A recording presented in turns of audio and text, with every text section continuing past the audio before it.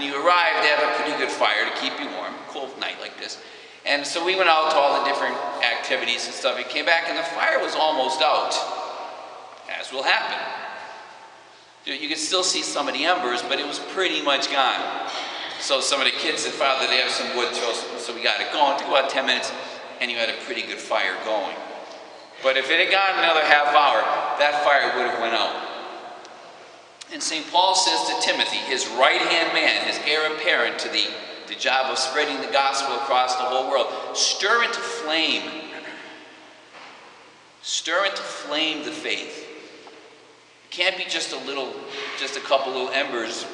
It has to be a forest fire, or it's going to go out. And that fire almost went out. Now, the fire can go out for two different reasons. It can go out because of neglect. We went out and did the different games, and nobody was putting coal, or wood on the fire, and it almost went out. That's one way the fire goes out. You just neglect it. How many of us do that with our faith? You just kind of neglect it. It's not that you became an atheist, you just kind of neglect it. You stop going because whatever, you're busy. Kids are busy. Maybe kids are lazy, other things, and you just kind of ignore it, and the fire goes out. Or the fire can be put out.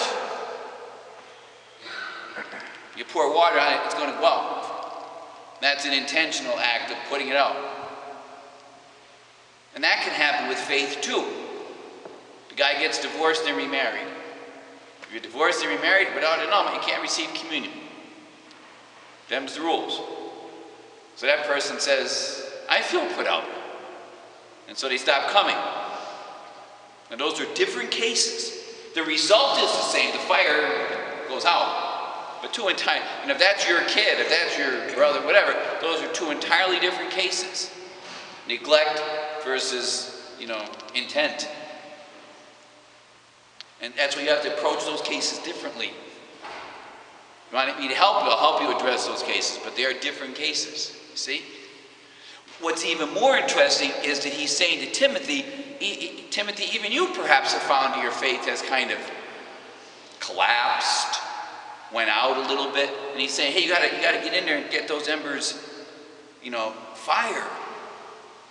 You're not here to be a member. You're here to be a disciple who's on fire, who lives the gospel boldly, without embarrassment, and invites others to come with you. That's on fire, not just barely a couple embers burning, almost out. There's a powerful message in that for Timothy and for us. It's that stir into flame the faith. What's funny is as you sit around the fire, you notice two things. It gives you warmth, and it lets me see the faces of the other kids and the other adults sitting in, so I could talk to them. Without the fire, we'd be in the dark, and we'd be cold. Without faith, you're in the dark, and the love of God will grow cold. This is important. This is everything. Now, if everybody can look around in the